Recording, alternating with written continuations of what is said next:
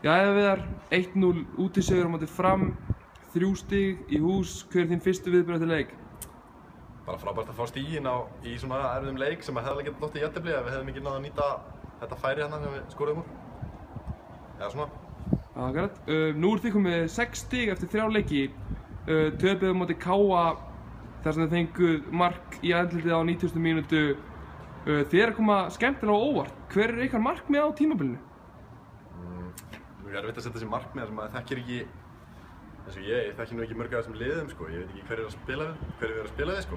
En við tökum bara 1 leik í einu og það er flott að vera komið með 6 stig eftir 3 leiki og það hefðum við auðvitað viljað taka KA-leikinn. Það áttum við meira skilið en 0 stig úr þeim leik. Er stefnan sett upp í Pepsi-deildina?